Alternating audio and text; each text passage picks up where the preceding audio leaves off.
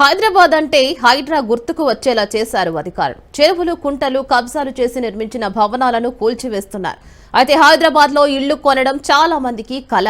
ఇంటి పరిసరాల్లో అందమైన వాతావరణం ఉంటే మరీ ఉత్సాహంగా కొనుగోలు చేస్తారు. ఉన్నత స్థాయిలో ఉన్నవారైతే కొన్న స్థలంలోనే ఇంటిని చక్కటి పర్యావరణాన్ని తీర్చిదిద్దుకుంటారు. అయితే ఇంటి పక్కన చక్కని లేక్ వ్యూ ఉంటే దాని డిమాండ్ వేరే లెవెల్లో ఉంటుంది. విండో తెరవగానే లేక్ వ్యూ కనిపించేలా కొందరు ప్లాన్ చేసి ఇల్లు కొనుగోలు చేస్తారు.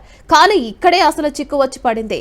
లేక్ వ్యూ పాయింట్లలో నిర్మాణాలు ఎలా జరిగాయి అనే దాన్ని తేల్చాల్సి ఉంది. లేక్ ను కబ్జా చేసి కట్టారా లేక బయట కట్టారా అనే అంశంపై అధికారులు దర్యాప్తు చేపట్టారు.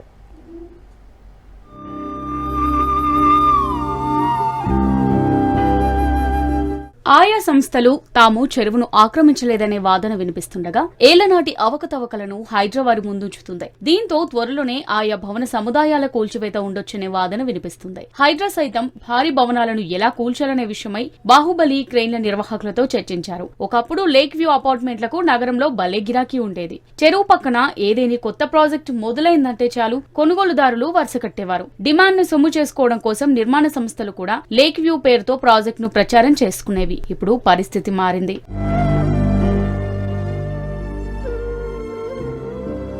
జలవనరుల పక్కనే ఉన్న ప్రాజెక్టుల్లో ఇంటిని కొనుగోలు చేసేందుకు కొనుగోలుదారులు వెనకడుగు వేస్తున్నారు. నిర్మాణ సంస్థలు సైతం లేక్ వ్యూ పదాన్ని కొన్ని నెలల పాటు పక్కన పెట్టాలని ఆలోచిస్తున్నాయి. కమిషనర్ రంగనాథ్ ముక్కుసూటి వైఖరితో హైడ్రాపై సామాన్యుల్లో విశ్వాసం పెరిగింది. దానివల్లే చెరువుల పక్కన ఉన్న ఇళ్లను కొనుగోలు చేసేందుకు 1-2 సార్లు ఆలోచిస్తున్నారు. ఆక్రమణ జరిగిందా లేదా అని పక్కగా విచారించుకుని నిర్ణయం తీసుకోవాలని జనం అభిప్రాయపడుతున్నారు.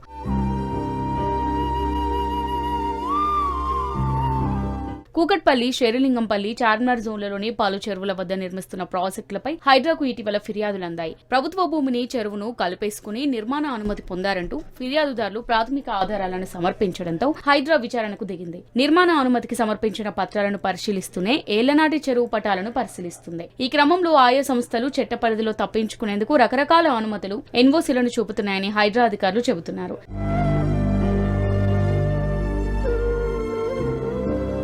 వాటికి తాము ప్రాధాన్యం ఇవ్వమని, ప్రాజెక్టును చెరువులో నిర్మిస్తున్నారా, బయట కడుతున్నారా అనే ప్రశ్నకు సమాధానం కనుగొనడమే ముఖ్యమంటున్నారు. ఆ విషయంపై స్పందించేందుకు నిర్మాణ సంస్థలు వెనకడుగు వేస్తున్నాయి. కొన్ని సంస్థలు చెరువు స్థలాన్ని సెట్ బ్యాక్ గా, పిల్లలు ఆడుకునే ప్రాంతంగా పార్కుగా చూపినట్టు ఇప్పటికే హైడ్రా విచారణలో తేలింది. మిగిలిన విచారణ పూర్తయ్యాక కూల్చివేతలను ప్రారంభిస్తామని హైడ్రా వెల్లడించింది.